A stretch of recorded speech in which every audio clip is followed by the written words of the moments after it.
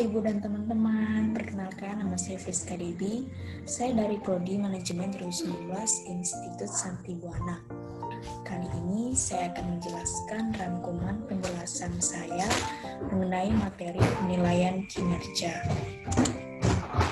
Kinerja adalah hasil yang telah dicapai oleh seseorang atau kelompok dalam sebuah organisasi yang sesuai dengan wewenang dan kebijakan saat seseorang tersebut bekerja, yaitu melalui pemberian penghargaan terhadap kinerja yang telah dicapai agar dapat memprediksi atau evaluasi yang harus dilakukan oleh karyawan serta dapat menjadi wadah pengkajian ulang bagi perkembangan organisasi atau perusahaan. Nah, evaluasi ini disebut juga dengan penilaian kinerja. Penilaian kinerja dapat dilakukan agar dapat memberikan hasil yang baik bagi organisasi dan perusahaan pada tahap selanjutnya. Kemudian adalah metode penilaian kinerja, itu ada 10. Yang pertama adalah rating scale. Rating scale adalah penilaian yang berdasarkan skala tertentu atau kebutuhan yang dibutuhkan oleh perusahaan atau organisasi. Yang kedua adalah metode checklist, yaitu dengan memberi tanda yang dihubungi pada pernyataan-pernyataan yang dibutuhkan oleh perusahaan atau organisasi. Yang ketiga adalah metode peristiwa kritis. Metode ini dilakukan dengan penilaian berdasarkan catatan yang dimiliki oleh pemimpin organisasi sesuai dengan ketersediaan karyawan. Yang keempat adalah metode peninjauan lapangan. Metode ini berdasarkan kegiatan yang diikuti dan diamati oleh pemimpin pada anggota karyawan. Yang kelima adalah tes prestasi kerja. Metode ini sesuai dengan tes yang diikuti oleh para anggota karyawan, baik itu metode tes tertulis maupun metode tes secara lisan. Yang keenam adalah metode penilaian diri. Metode penilaian diri adalah metode yang digunakan dengan membandingkan karyawan-karyawan agar memperoleh perbandingan yang sesuai.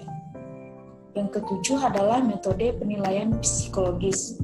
Metode ini dilakukan penilaian oleh seseorang psikolog terhadap kinerja yang dilakukan oleh karyawannya. Yang kedelapan adalah analisis jabatan. Penilaian ini berdasarkan informasi-informasi data yang dimiliki karyawan seperti jabatan saat bekerja maupun informasi latar belakang yang dimiliki oleh karyawan tersebut. Yang kesembilan adalah metode analisis gap. Penilaian ini berdasarkan aspek-aspek yang didasarkan oleh perusahaan itu sendiri. Yang kesepuluh adalah metode sosiometri. Metode ini merupakan penilaian yang berhubungan dengan hubungan sosial yang diciptakan dalam hubungan kerja oleh para karyawan tersebut. Sehingga dari metode-metode ini, tentunya perusahaan atau organisasi akan memilih beberapa metode yang dapat digunakan dalam melakukan peninjauan dan penilaian terhadap kinerja karyawan. Kemudian adalah contoh penilaian kerja pada sebuah perusahaan, yaitu perusahaan PT Halim Jaya. Perusahaan ini bergerak dalam usaha industri alas kaki sepatu, yaitu brandnya Ando.